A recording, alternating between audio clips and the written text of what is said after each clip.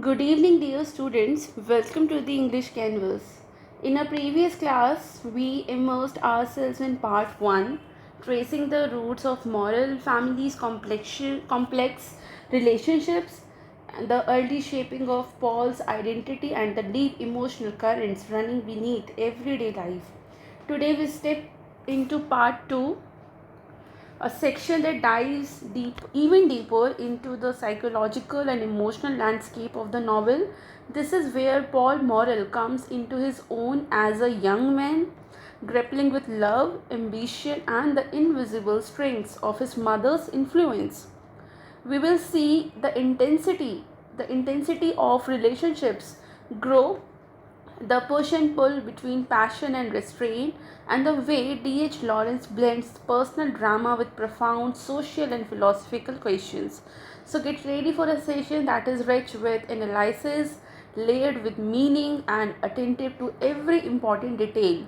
Because part 2 is not just a continuation of the story, it is the emotional and psychological core of the novel. So settle in, open your notes, and let's begin the deep dive into Sons and Lovers Part 2. And remember, your thoughts, interpretations, and insights are just as important as the text is itself. And if you find this session helpful, so don't forget to like and share the video and subscribe to the channel. So let's begin the class. Part 2, chapter 7, lad and the girl love. So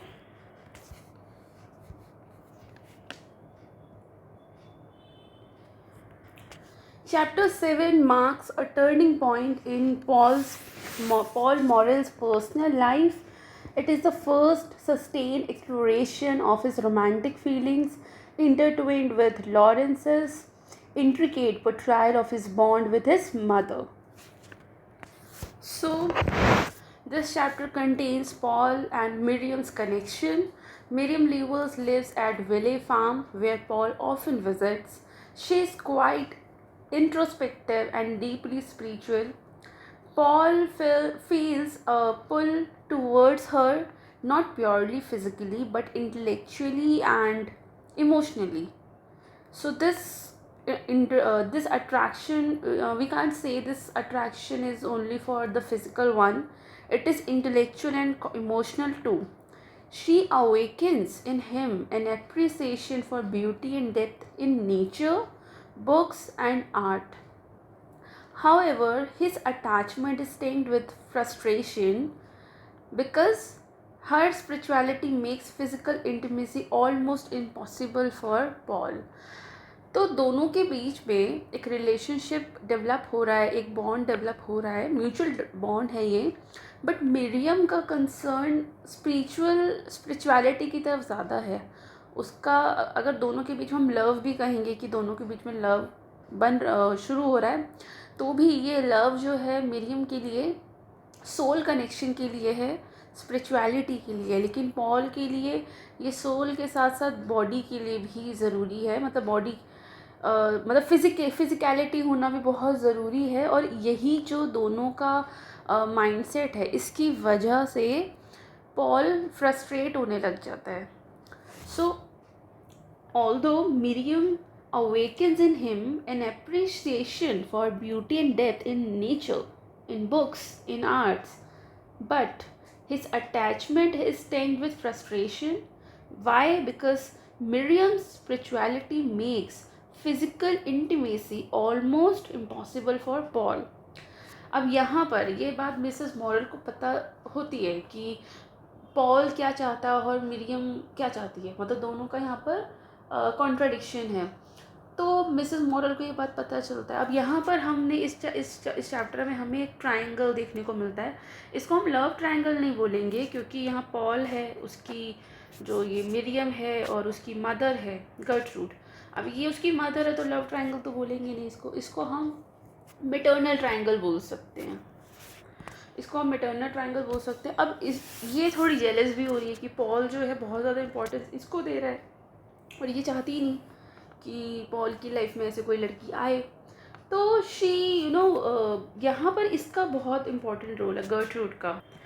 The role of Mrs. Morrel is very important here. She certainly disapproves of Miriam. She senses that Miriam's possessive and almost religious devotion to Paul, fearing it might consume him and take him away from her.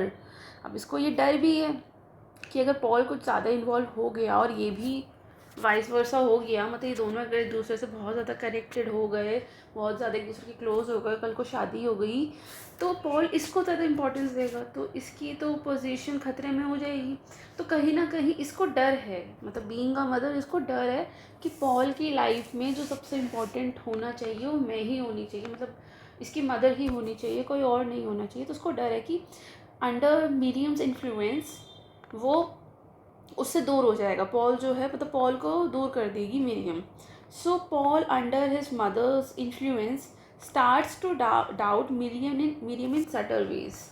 ये तो मैंने आपको पहले भी बताया था part 1 में कि जो पॉल है वो अपने वर्क प्लेस की सब जगह की बात अपनी मदर को बताता है, और उसकी मदर अपना पॉइंट ऑफ व्यू देती है और वो अपनी मदर के पॉइंट ऑफ व्यू से लोगों को जज करता है. तो वो यहाँ पर एज अ फ्यूल काम करती है और इसको इसके एक तरह से अगेंस्ट करने की कोशिश करती है. तो ये अपनी मदर के पॉल जो है अपनी मदर के इन्फ्लुएंस में आकर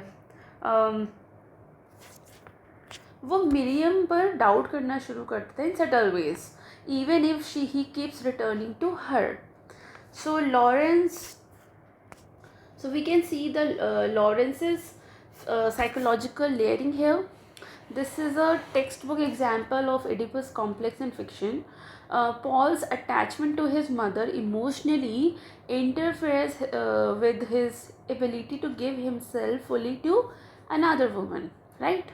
So Miriam represents the idealized feminine, but Mrs. Morrel is Paul's emotional anchor. जबकि इसको दिखता है कि जो ये मिरियम है ये काफ़ी आइडियलाइज फेमिनिन है, जैसे एक लड़की को होना चाहिए बिल्कुल वैसे ही है, तो ये इसके लिए एकदम परफेक्ट है. लेकिन फिर भी ये उसको खुद को मतलब ही is unable to give himself fully to Miriam. Why? Because जो इसकी मदर है ये उनसे कहीं ना कहीं बहुत ज़्यादा इन्फ्लुएंस्ड है और ये खुद भी उनसे दूर नहीं जाना चाहता. इसको खुद को भी लगता है अगर अगर मैं मिरियम के ज़्यादा क्लोज हो जाऊँगा तो अपनी मदर से थोड़ा दूर हो जाऊँगा. So his mother is his emotional anchor. So यहाँ पर कुछ थीम्स हमें देखने को मिलती हैं. Young love and idealism. So the title of the chapter is the lad and girl love. So this title reflects the innocence and purity of their relationship, though it already carries emotional complexity, right? Second theme is intellectual bonding. So unlike purely physical attraction, their relationship is rooted in shared thought and emotional depth, right? जो अभी मैंने एक बात की थी ये maternal triangle. So this is also a theme in this chapter, maternal rivalry. So this chapter is a beginning of an emotional triangle between Paul, Miriam and Gertrude, right? And there is a tension between spirituality and physicality.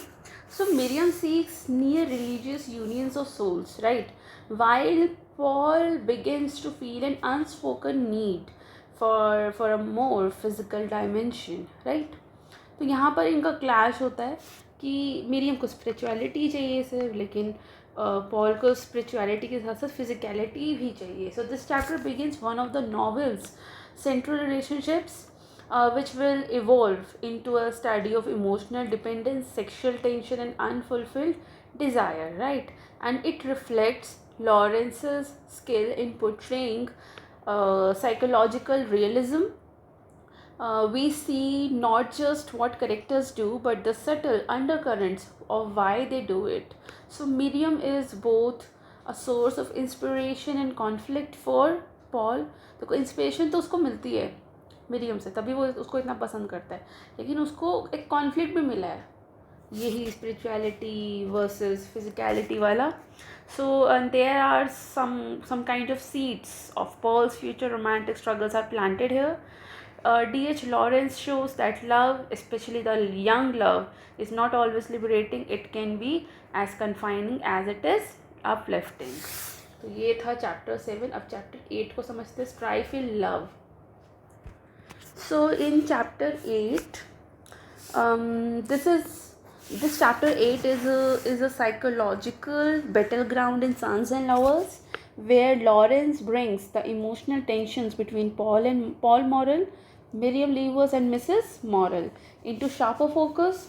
It's about love's beauty turning into struggle, and how personal needs, family influence, and unresolved desires collide. So, at this stage, Paul already formed a deep attachment to Miriam in chapter 7, right? And one that is more spiritual and intellectual than physical. मतलब ये chapter 7 में हमने पढ़ लिया. आप जब पढ़ेंगे chapter 7 को डिटेल में तो आप पढ़ चुके होंगे ये चीज़ की पॉल ने एक डीप अटैचमेंट वाला रिलेशनशिप शुरू किया है मिरियम के साथ, जो कि स्पिरिचुअल और इंटेलेक्चुअल ज़्यादा है, फिज़िकल तो नहीं है, मतलब बहुत ही कम है. So his career, Paul's career as an artist expanding, giving him more exposure to people. अब ये एज एन आर्टिस्ट लोग इसको जान रहे हैं, इसका करियर एज एन आर्टिस्ट काफ़ी ग्रो कर रहा है. इसके जो लोग हैं इसको इसके आइडियाज़ के लिए काफ़ी जान रहे हैं. So his career as an artist is expanding and giving him more exposure to people, ideas and a broader lifestyle than what Miriam's world offers. तो मिरियम की दुनिया ने उसको ये सब चीज़ दी है. But Mrs Morel, still the dominant emotional focus in Paul's life, remains wary of Miriam's influence over her son. देखो शुरू में तो मिरियम को मिसेस मॉरल भी बहुत पसंद कर रही थी, लेकिन जैसे जैसे उन्होंने देखा ना कि इनका जो बेटा है ये पॉल, ये काफ़ी इन्फ्लुएंस में जाता जा रहा है, तो इनको ये फिर नापसंद हो जाती है और ये एहसास मानती हैं कि मिरियम कभी नहीं समझ पाएगी मेरे बेटे को, कभी नहीं समझ पाएगी. तो अभी भी मतलब इतना कुछ इसको मिल रहा है, इतना एक्सपोजर इसको मिल रहा है, ब्रॉडर लाइफ स्टाइल मिल रहा है मिरियम की वजह से, लेकिन फिर भी ये मिसेस मॉरल जो है मिरियम को कुछ खास पसंद नहीं करती है. So this chapter is essentially a continuation of a push-pull we saw before in chapter 7, but the conflict grows sharper, right? चलिए थोड़ा सा और डिटेल में पढ़ते हैं चैप्टर 8 को. Paul's dual feelings for Miriam. So यहाँ पर ना इसके मन में दो तरह की फीलिंग है मिरियम के लिए. पॉल के मन में पहली तो है एडमिरेशन, ये काफ़ी एडमायर करता है मिरियम को. दूसरा, इसको फिज़िकल लेवल पे तो प्यार नहीं मिल पा रहा है, इसी की वजह से ये फ्रस्ट्रेशन में चला गया है, इसको फ्रस्ट्रेशन होने लग गया है, राइट. सो एडमिरेशन की अगर हम बात करें, so Paul genuinely respects Miriam's depth. She understands literature, she loves beauty, she shares his artistic sensibilities, and they both, Paul and Miriam, they both can talk for hours about books, nature, poetry, anything. मतलब they can talk for hours, मतलब कुछ घंटों तक भी बात कर लेंगे. ये इतना इंटेलेक्चुअली इतने ज़्यादा ये इनको मतलब इतने ज़्यादा कंफर्टेबल है एक दूसरे से. इसी वजह से पॉल इसको बहुत ज़्यादा एडमायर करता है कि उसने इसके आर्ट, ये बचपन से ये आर्टिस्ट था, एस्थेटिक्स में काफ़ी इन्वॉल्व था ये, लेकिन मिरियम की वजह से इसको एक्सपोजर मिल पाया और इसको कोई ऐसा इंसान मिल गया जिससे ये इन सब चीज़ों पर, नेचर के ऊपर, पोइट्री के ऊपर, आर्ट के ऊपर, एस्थेटिक्स के ऊपर बात कर सकता है. तो इस वजह से ये इसको एडमायर तो बहुत ज़्यादा करता है. लेकिन मिरियम का जो डीप स्पिरिचुअलिटी है, मतलब मिरियम की जो डीप स्पिरिचुअलिटी है, ये काम करता है as a barrier in between Paul and Miriam और पॉल के बीच में ये एक बैरियर भी बन जाता है. वाई?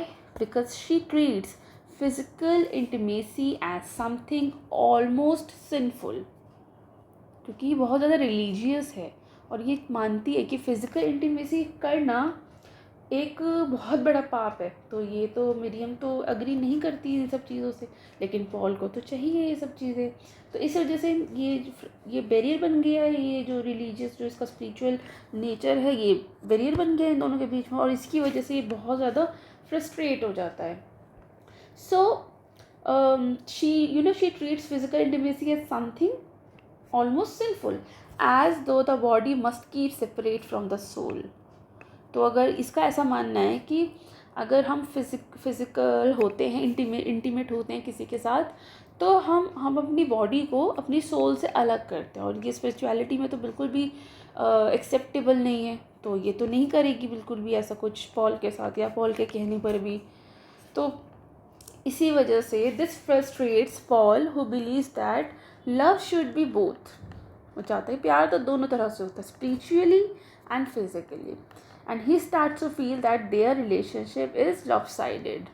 तो फील होता है इसको बिल्कुल आजकल जैसे होता है, हम तो शुरू से ही ऐसा होता है कि जब ये सब इंटीमेशन नहीं होती है तो लोगों को लगता है ये हमारा प्यार तो मतलब वन साइडेड है, सामने वाला तो हमें प्यार करता ही नहीं है. तो यही सब सेम चीज़ें पॉल के साथ भी हो रही है. सो D.H. Lawrence shows this frustration in Paul's inner thoughts. He feels that Miriam worships too much, and her love comes with too much soul and not enough flesh. तो मतलब वो ये मान चुका है कि भाई मिरियम जो है वो बहुत ज़्यादा वर्शिप करती है भगवान को, और बहुत ज़्यादा वो मतलब बहुत ज़्यादा सोल को प्यार करती है, और फ्लैश मतलब बॉडी जो है उसके लिए कोई इम्पोर्टेंस रखती ही नहीं है. अब यहाँ पर ये बात जो ये फ्रस्ट्रेशन है, ये बात पता चल जाती है मिसेस मॉरल को, क्योंकि पॉल काफ़ी चीज़ें डिस्कस करता है ना अपनी मदर से, तो ये बात भी इनको पता चल जाती है. तो अब क्या होता है कि ये तो वैसे भी मिरियम के अगेंस्ट है मिसेस मॉरल. अब इनको मौका मिल जाता है कि कुछ ऐसा करो और इसके पॉल को मिरियम के अगेंस्ट कर देते हैं. चलो, सो मिसेस मॉरल सटल इंटरफेरेंस यहाँ पर देखने को मिलता है. She never directly attacks Miriam. ऐसा नहीं कि उसने अपने बेटे को बोल दिया मिरियम बुरी लड़की है, मिरियम के साथ तुम मत रहो, मिरियम के साथ कोई रिश्ता मत रखो, मुझे मिरियम पसंद नहीं है. नहीं, ऐसा कुछ नहीं कहा है मिसेस मॉरल ने. बहुत ही स्मार्टली एक्ट किया है उन्होंने यहाँ पर. She never directly attacks Miriam. She is too clever for that. Mrs Morel is she is too clever for that. Instead, she plants small seeds of doubt in Paul's mind. मतलब directly कुछ नहीं कह रही है, धीरे धीरे शक के बीज बो रही है पॉल के माइंड में. Like she says things like Miriam is too much set on him, or such women want to absorb a man's life. या पढ़ लेंगे ये लाइंस जब आप नॉवल पढ़ेंगे. मतलब ये कि वो तो बहुत ज़्यादा मतलब इस तरह की जो लड़कियां होती है, इस तरह की जो विमेन होती है, वो आदमियों की लाइफ को पूरा कंट्रोल करके रखती हैं. और मतलब ये मिसेस मॉरल जो है ना बेटे को कहती है कि तुम जो हो उसके पूरे कंट्रोल में हो. वो नहीं चाहती कि तुम इंटीमेट हो, तो देखो नहीं हो पाओगे, क्योंकि वो नहीं चाहती. तुम क्या चाहते हो, तुम क्या नहीं चाहते हो, ये मैटर नहीं करता. So Paul already wrestling with his own doubts, being too absorb in his mother's views. अब वो ये ना कि मन में ये तो पहले से इतना फ्रस्ट्रेटेड है, तो ये इसको लगता है भाई हाँ मेरी मदर तो बिल्कुल सही कह रही है, ये जो मेरी में तो मुझसे प्यार भी नहीं करती है, मेरे लिए कोई डेडिकेशन ही नहीं है इसके मन में, और मतलब मुझे तो मेरी कोई वैल्यू ही नहीं है इसके मन में. तो ये बहुत ईजीली मैनिपुलेट हो जाता है. किसी को अगर मैनिपुलेट करना हो ना, तो अगर उसके मन में ऑलरेडी कुछ है तो बहुत आसान है. अगर उस इंसान के लिए मन में आपके मतलब किसी थर्ड पर्सन के लिए आपके मन में कुछ नहीं है, तो कोई भी आपको उस थर्ड पर्सन के अगेंस्ट मैनिपुलेट कर ही नहीं सकता जब तक आपके मन में नहीं है. तो इसके मन में कहीं ना कहीं फ्रस्ट्रेशन तो थी इस चीज़ को लेके कि इंटीमेट नहीं हुए अब तक, हम कोई फिजिकलिटी नहीं है हमारे बीच में. तो बहुत ईजीली मिसेस मॉरल ने मैनिपुलेट कर दिया अपने बेटे को. And this is not purely manipulation. Pure manipulation ही कहेंगे. Mrs Morel genuinely believes Miriam is not the right fit for her son. ये तो मुझे लगता है पूरी दुनिया की हर मदर का कहना है अपनी बेटे की गर्लफ्रेंड के लिए या अपने बेटे की वाइफ के लिए, कि she is not the right fit for her son. But emotionally she also doesn't want to lose him. अब देखो उसने ऐसा क्यों किया. मतलब इस तरह का इंटरफेरेंस क्यों किया, या डायरेक्टली क्यों नहीं बोला कि ये मिरियम सही नहीं है। अगर वो उसको डायरेक्टली बोल देती कि मुझे मिरियम नहीं पसंद, तो कहीं ना कहीं उसका जो बेटा है वो उससे दूर हो जाता और वो उसको खो देती, और ये तो वो चाहती ही नहीं। इसलिए बहुत ही स्मार्टली एक्ट किया उसने, और धीरे धीरे भी सीड्स को उसने बोया अगेंस्ट मिरियम, राइट। सो तो क्योंकि वो उसे खोना नहीं चाहती थी, राइट। सो तीसरी चीज़ यहाँ पर हमें देखने को मिलता है, स्ट्रेन्स इन रिलेशनशिप। अच्छा, स्ट्राइफ इन लव है ये। Strains in the relationship. So Paul and Miriam's meetings become a cycle of attraction and resistance. They both spend long, quite intimate hours together in nature or at the farm. Paul feels moved, even protective toward her. Physical closeness starts to approach intimacy and Miriam withdraws. So मतलब Paul ने काफ़ी कोशिश की है closeness बढ़ाने की, but his closeness starts to approach intimacy and Miriam withdraws for that. So Paul grows cold and resentful and retreats emotionally. So as the time passes and he drifts back again, and he's unable to sever ties completely. So this constant back and forth creates emotional exhaustion for both, right? Now, fourth point is Paul's expanding world. So, Paul is growing. Independence means he is meeting people beyond Miriam's circle. He meets people beyond Miriam's circle at work, in art exhibition, and socially. And this contrast makes Miriam seem more rooted in her narrow rural environment, which Paul sometimes finds limiting, right? However, when he feels emotionally drained, he retreats to Miriam because she offers stability and unconditional devotion. तो this is very important in their relationship, कि मतलब अब वो अपनी दुनिया बढ़ा तो रहा है आगे, पॉल की दुनिया बहुत बढ़ रही है आगे, मिरियम के सर्कल से भी जो बाहर के लोग हैं उनसे वो मिल रहा है एग्जीबिशंस में, वर्क काम पर सोशली लोगों से मिल रहा है। और क्योंकि उसको पता है कि भाई ये जो मिरियम है ये तो अपने नैरो रूट, जो अपनी नैरोनेस में ये रूटेड रहेगी ये तो। लेकिन जब भी उसको इमोशनली ड्रेन लगता है, मतलब जब वो इतना ज़्यादा सोशल हो जाता है, उसको पता लगता है ना कि हम एग्जॉस्ट हो गए, इमोशनली ड्रेन्ड हो गए, तो फिर वो मिरियम से ही मिलता है, क्योंकि वो उसको एक स्टेबिलिटी देती है, वो उसको अनकंडीशनल डिवोशन भी देती है। So at the heart of chapter 8 is Paul's divided loyalty.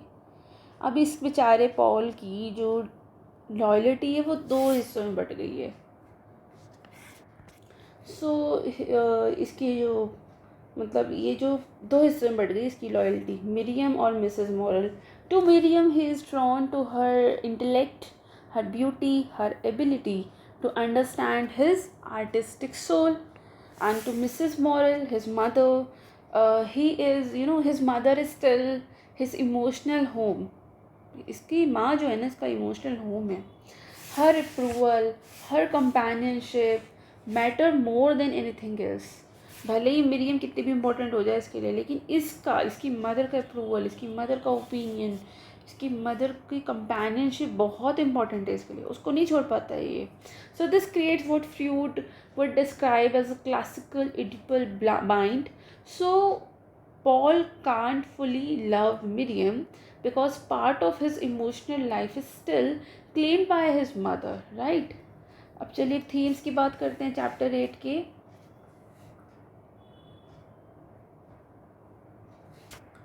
सो पहला थीम है लव वर्सेस पोजेशन।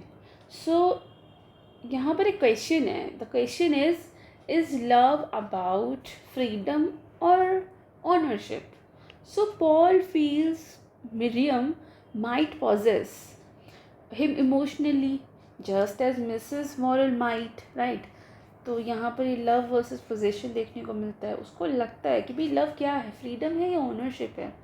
और मिरियम जो है उसको पोजेस करती है इमोशनली, जैसे कि मिसेस मॉरल भी करती हैं।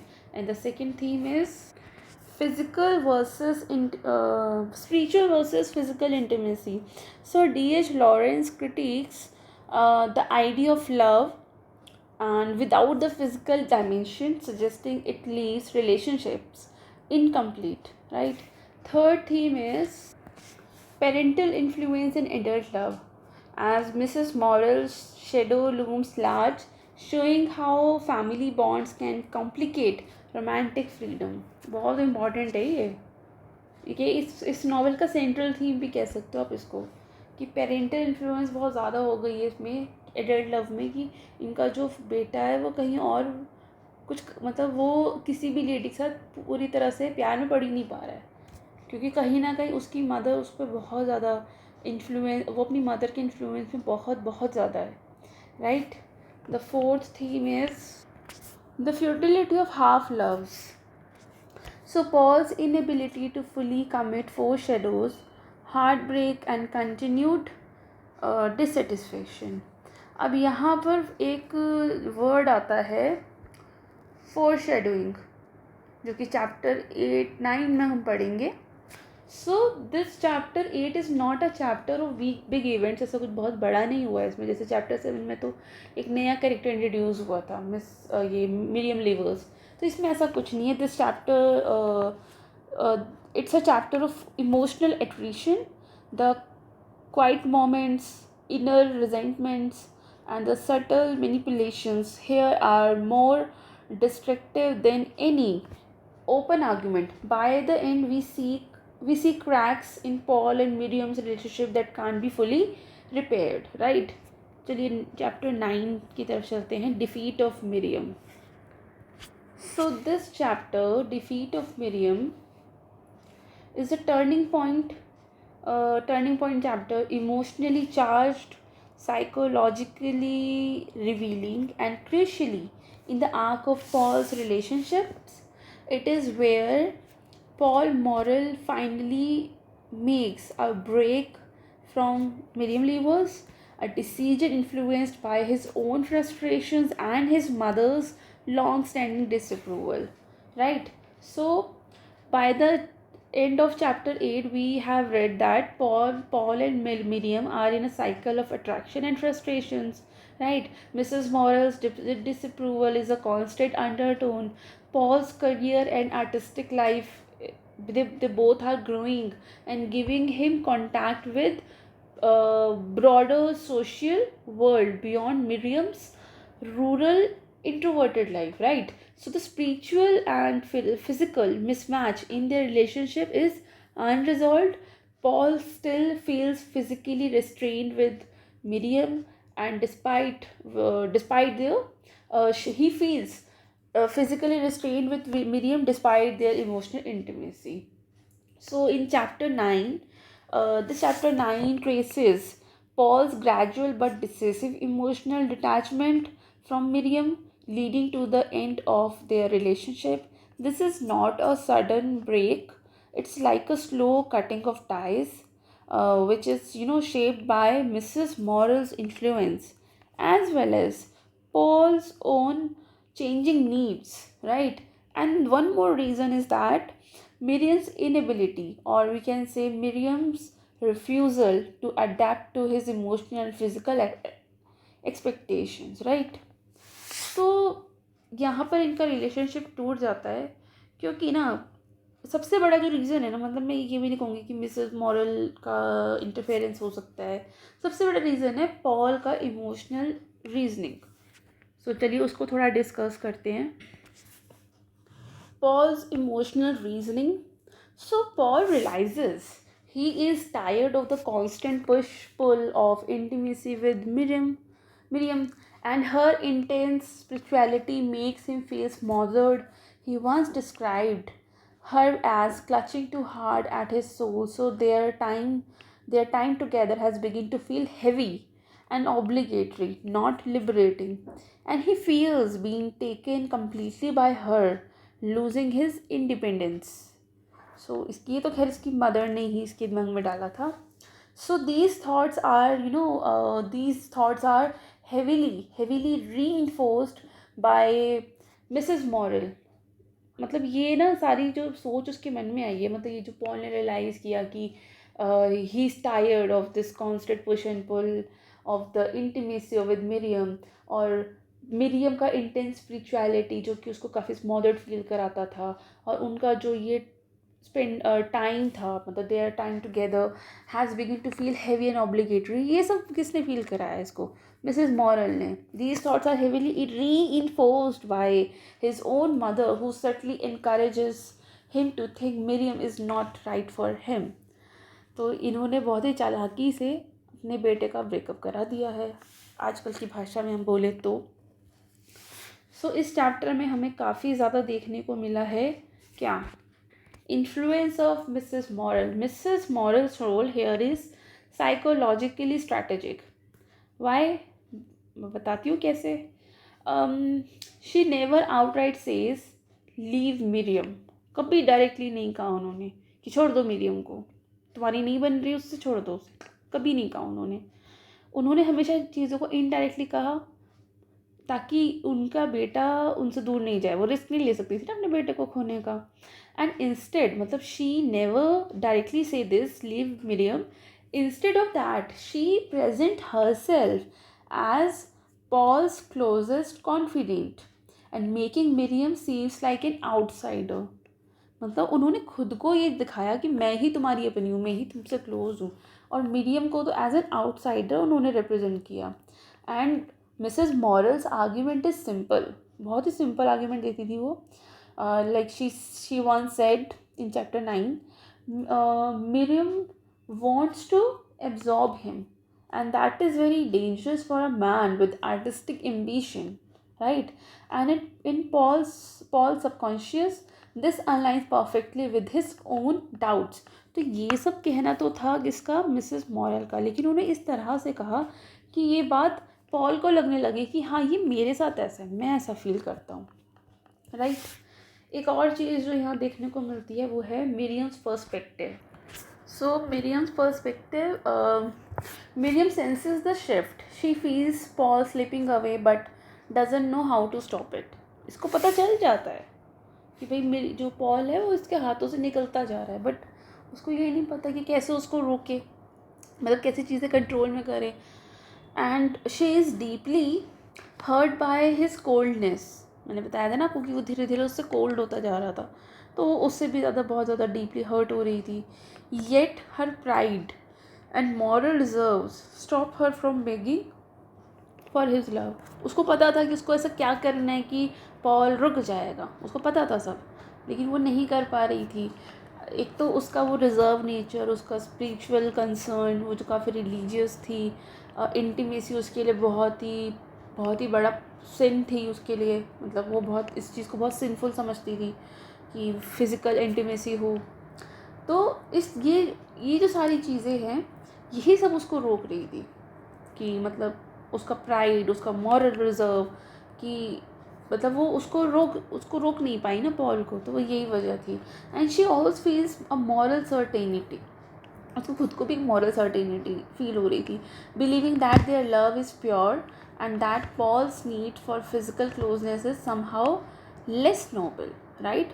And this difference in values is the final nail in the coffin.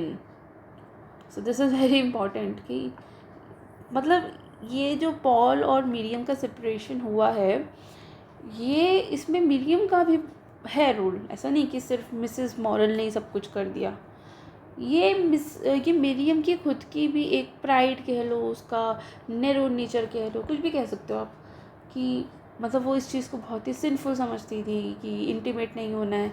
तो इसका ये जो बिहेवियर था टुवर्ड्स पॉल, तो उसने भी इन दोनों को अलग कराया, राइट?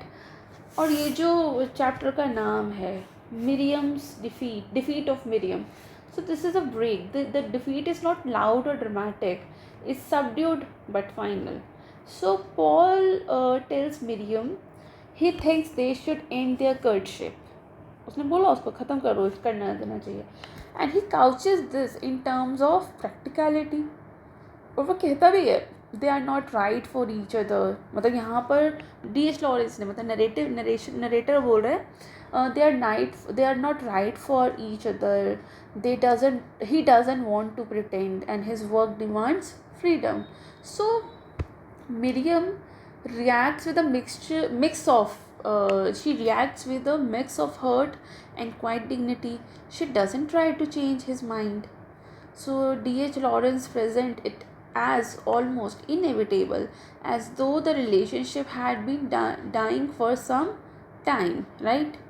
तो यहाँ पर भी हमें कुछ themes हैं जिसको हमें discuss करना चाहिए. So the first theme is love and freedom. Paul chooses his independence and art over a relationship that feels restrictive. तो उसने लव जहाँ पर रिस्ट्रिक्शंस थे उसको नहीं चुन के उसने किसको चुना? उसने फ्रीडम को चुना, लिबरेशन को चुना, इंडिपेंडेंस को चुना एंड आर्ट को चुना, मतलब प्यार से ऊपर रखकर. सेकेंड थीम इज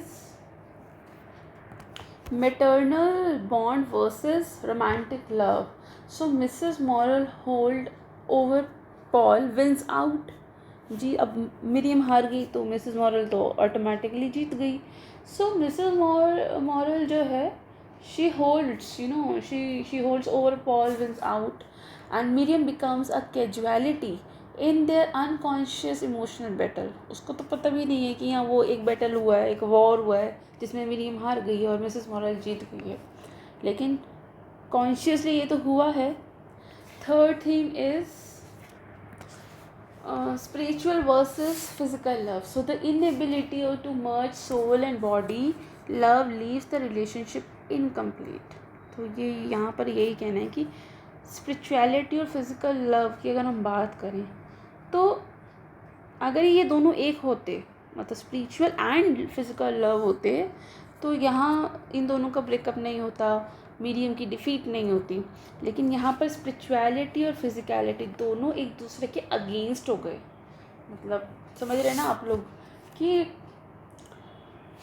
मीडियम को सिर्फ ये चाहिए और पॉल को ये दोनों चाहिए, लेकिन ये मीडियम इसके बहुत अगेंस्ट है फिज़िकल लव के, तो ये दोनों एक दूसरे के अगेंस्ट हो गए. और इन दोनों के मर्ज ना होने की वजह से, यानी कि ये जो इनेबिलिटी थी to merge soul and body love, that leaves the relationship incomplete, और इसी वजह से रिलेशनशिप इनकम्प्लीट रहा है. Fourth theme is the cost of idealism. So Miriam's refusal to compromise her spiritual ideals means she lost the man she loves. तो idealism की उसे cost देनी पड़ी. ये उसके स्पिरिचुअल आइडियल्स ही तो थे कि उसको फिज़िकल नहीं होना है, तो उसने अपने स्पिरिचुअल आइडियल्स के साथ कॉम्प्रोमाइज़ नहीं किया, तो उसको ये कॉस्ट देना पड़ा अपने आइडियलिज्म को चुनने का, कि उसने उस इंसान को खो दिया जिससे वो प्यार करती थी, right? So the end of Miriam's relationship sets the stage for Clara Dawes, who will offer a more physical and passionate bond, but also brings in its own complexities. अब मिरियम जाएगी तो स्टेज खाली हो गया. Stage अब किसके लिए खाली हो गया? वो हो गया क्लारा के लिए. क्लारा के साथ पॉल का फिज़िकल और पैशनेट बॉन्ड बनेगा, लेकिन उसकी भी अपनी कुछ कॉम्प्लेक्सिटीज़ है जो साथ में आएंगी, और वो कॉम्प्लेक्सिटीज़ भी मतलब पॉल के लिए प्रॉब्लम क्रिएट करेंगी. So Paul's continued dependence on his mother's emotional approval hints that he may never find a love that fully satisfied him while she is alive. तो यहाँ पर रीडर्स भी समझ गए हैं कि जब तक इसकी मम्मी ज़िंदा रहेगी, इसकी मदर जब तक ज़िंदा रहेगी, तब तक तो पॉल को कभी ट्रू लव मिलेगा ही नहीं, राइट? सो ये जो चैप्टर है इसका नाम है defeat of Miriam. So this word defeat, this is not just Miriam's loss, it is a defeat of Paul's as well. ये सिर्फ मिरियम की डिफीट नहीं है, मतलब चैप्टर का तो नाम यही है कि ये डिफीट मिरियम की, लेकिन ये मिरियम के साथ साथ ये पॉल की भी डिफीट है. क्यों? क्योंकि मिरियम ने प्यार खोया तो पॉल ने भी तो अपना प्यार खोया है. So Miriam loses love and Paul lose who Paul lose someone who understood his soul in ways few other did. तो पॉल मतलब मिरियम ने तो सिर्फ अपना प्यार खोया, लेकिन पॉल ने एक ऐसा इंसान खोया है जो उसको समझता था, उसकी सोल को समझता था, बहुत ऐसे तरीक़ों से जो लोग, बहुत सारे लोग नहीं कर पाते हैं. But they both are prisoners for their of their inner convictions and Mrs Morel's invisible influence. तो कहीं ना कहीं ये दोनों ही विक्टिम हैं इस चीज़ के, कि इनका जो इनर कॉन्विक्शंस है, ऊपर से मिसेस मॉरल का जो इनविजिबल इन्फ्लुएंस है, इसका दोनों ही विक्टिम बने हैं. राइट. सो इस पूरे चैप्टर में हमने देखा कि Paul reflecting that Miriam wants too much of his soul symbolizes the suffocating intensity he feels. Mrs. Morel remarking Miriam will hold him back shows her protective jealousy and subtle persuasion, and Miriam's quiet acceptance of the breakup that indicates her moral pride but also the emotional cost of her spiritual ideals. So this chapter 9 is a quiet but decisive ending, and Lawrence crafts it not as a clean break but as the final surrender to forces, personal, emotional, and maternal, right? And that have been at work since Paul first met Miriam, right? तो चलिए chapter 10 पर चलते हैं अब, and this will be the last chapter for today's class. So chapter 10, Clara. This chapter marks a major turning point in Paul's romantic life. After Miriam's defeat in chapter 9, Paul is emotionally free, at least in theory, to explore a new kind of relationship. Here enters Clara Dawes, a bold, independent woman whose personality and life circumstances sharply contrast with Miriam's. So chapter 9 तक हमने देखा कि Miriam is gone from Paul's romantic life, though her emotional presence still lingers in mind. Mrs Morel is quite satisfied with this outcome. अब उस Mrs Morel भी अब tension free है. And Paul is working at Jordan's factory where he encounters new people and new ideas. He is growing in artistic and intellectual confidence and ready to test his emotional independence. अब आते हैं हम Clara पर. तो पहली बात ये, Clara है कौन? Clara is a married lady but separated from her husband. So इसके हस्बैंड है बैक्स्टर डॉस. वो बहुत ही वॉयलेंट और एग्रेसिव मैन है. उसी से ये अलग हो गई है. She is separated but not divorce नहीं है ये. And she lives with her mother, and she has a reputation of being strong-willed, intellectual and feminist, and she a member of suffragist movement. She is physically striking, tall, handsome with commanding presence. इसका Clara और Miriam का अगर हम comparison करें कि Clara कैसी थी और मिरियम कैसी थी, तो Clara is worldly, sensuous and politically aware, ये जो लेडी है. मिरियम तो ऐसी नहीं थी. मिरियम बहुत ही रिजर्व थी, स्पिरिचुअल थी, और मतलब इतनी ज़्यादा वर्ल्डली भी नहीं थी. लेकिन क्लारा बहुत है. और क्लारा बहुत सेंशुअल है, पॉलिटिकली अवेयर है, and she represents the physical and social aspects of Miriam. She represents the physical and social aspects of life which Miriam avoided. तो जो चीज़ें मिरियम नहीं करती थी वो ये सब करती है. जो चीज़ों को ये सिन समझती थी वो इसको प्लेजर समझती है. सो इस चैप्टर में हम देखेंगे Paul's first real impressions. They have met before in passing, but in this chapter Paul begins to pay her real attention. पहली बार, मतलब पहले भी मिल चुके हैं ये लोग, लेकिन अब पहली बार इसको, मतलब he begins to pay her real attention. Initially, he is curious more than attracted. Clara seems aloof, even slightly condescending. Condescending. So he learns of her troubled marriage. Paul को क्लारा की ट्रबल्ड मैरिज के बारे में पता होता है कि भाई ये अपने हस्बैंड से वो हो गई है, मतलब सेपरेट हो गई. And this fascinates him because it suggests both vulnerability and complexity beneath her confident exterior, right?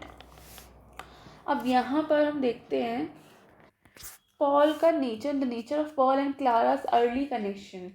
So it begins as intellectual companionship, discussing politics, art, and the conditions of women. So Clara challenges Paul's ideas, unlike Miriam. Paul Miriam के साथ तो सिर्फ चीज़ें discuss करता था, घंटों तक बात कर लेता था, लेकिन यहाँ क्लारा जो है, मतलब ये पॉल और जब मिरियम बातें करते थे तो ये एक दूसरे को अप्रिशिएट करते थे, एक दूसरे की बातें सुनते थे, लेकिन यहाँ पर क्लारा चैलेंज कर रही है पॉल के आइडियाज़ को. सो मिरियम ऐसा नहीं करती थी. Miriam she you know Miriam tended to accept and admire Paul. Medium उसकी बातों को एक्सेप्ट करती थी और बदले में उसको एडमिरेशन भी देती थी, लेकिन क्लारा ऐसा नहीं करेगी. क्लारा कोई एडमिरेशन नहीं करेगी, बल्कि वो तो चैलेंज करेगी. So there is spark of sexual tension almost immediately, though both seem cautious, right. So themes की अगर हम बात करें, सो यहाँ पर फेमिनिज्म और वुमेन्स इंडिपेंडेंस की बात होती है. Clara embodies the new woman of early 20th century, rejecting the traditional marriage roles, seeking personal and political freedom. अब यहाँ पर भी फिजिकल वर्सेस स्पिरिचुअल लव देखने को मिलेगा. Miriam represented spiritual idealism, right, and Clara represents physical attraction and sensuality. So Paul is drawn toward what Miriam couldn't give him. अब Miriam से तो उसे ये सब चीज़ें मिली नहीं, तो पॉल इसलिए इसकी तरफ ज़्यादा अट्रैक्ट होगा. Third theme is rebellion against conventions. So Clara's life choices, living apart from her husband, public and the public political activity. So these choices defy the norms of her working class background. तो ये काफ़ी rebellious है, ये जो character है ना Clara का, conventions के अगेंस्ट है ये काफ़ी, कि ये अपने हस्बैंड से अलग रहती है, ये पॉलिटिकली काफ़ी अवेयर है, इसकी काफ़ी ज़्यादा सोशल है, इसकी पॉलिटिकल एक्टिविटीज़ बहुत ज़्यादा हैं, और जो वर्किंग क्लास बैकग्राउंड के जो नॉर्म्स होते हैं उसको भी ये डिफाई करती है. ठीक है. फोर्थ थीम है class consciousness. Fourth theme is class consciousness. Clara's marriage to Baxter, a man of strong working class masculinity, and her feminist ideals highlight the tension between social backgrounds and personal aspiration. So यहाँ पर हम इसके अलावा Paul का subconscious motive देखते हैं. After Miriam, Paul is looking for a relationship that doesn't feel like a spiritual trap. तो अब पॉल को एक ऐसा रिलेशनशिप चाहिए जो कि एक स्पिरिचुअल ट्रैप तो बिल्कुल नहीं हो. So Clara offers an allure of freedom. She doesn't even demand emotional exclusivity and the way Miriam did. तो जो मिरियम ने जो भी चीज़ें की थी वो तो वो बिल्कुल नहीं करेगी. तो उसने तो बिल्कुल वैसा ही, जैसा रिलेशनशिप पॉल को चाहिए वो वैसा ही उसको ऑफर कर रही है. And his mother's approval is mixed in this relationship. देखो, Mrs Morel doesn't entirely trust क्लारा's independent streak, but is less threatened than she was by Miriam's spiritual hold. अब ये बात मिसेस मॉरल को भी पता, मतलब उनकी भी नॉलेज में रहेगी, वो अवेयर रहेगी इन चीज़ों को लेकर. लेकिन क्या है कि यहाँ पर जितना डर मिसेस मॉरल को मिरियम को लेकर था, उतना डर क्लारा को लेकर नहीं है, क्योंकि मिरियम उनके जो मिसेस मॉरल के सन को स्पिरिचुअली होल्ड कर रही थी और इन्फ्लुएंस कर रही थी. वो ज़्यादा खतरनाक था according to Mrs moral.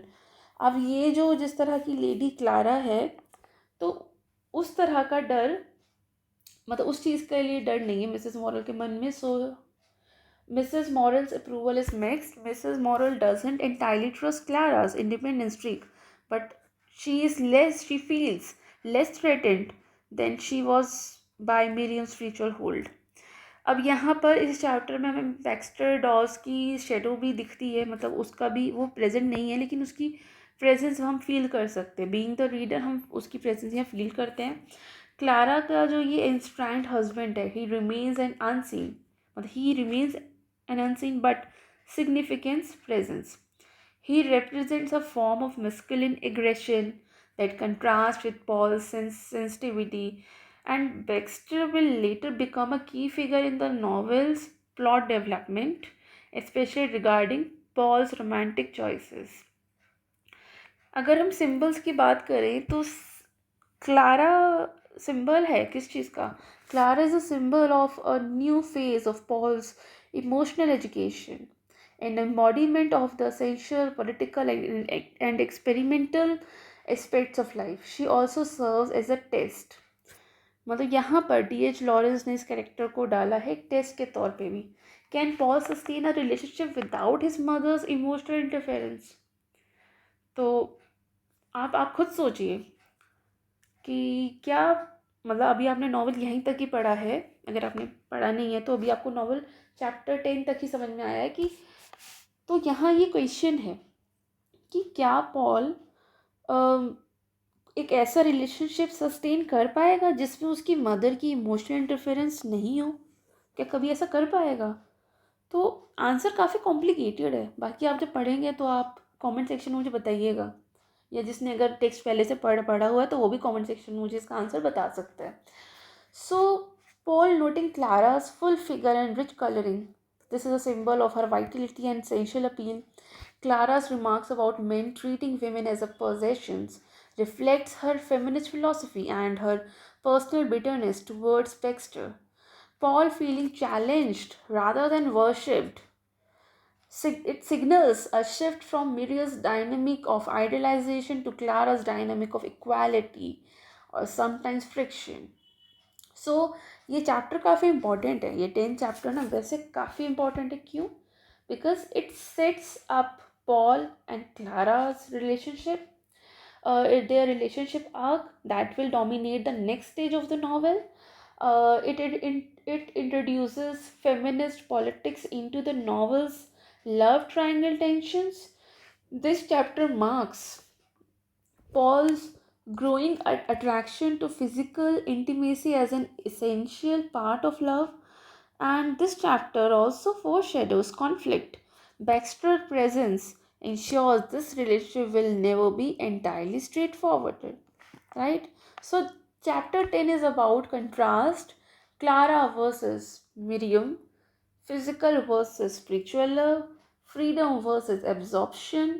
So it's the first step in Paul's exploration of a new type of intimacy, one that seems freed but will come with its own emotional costs.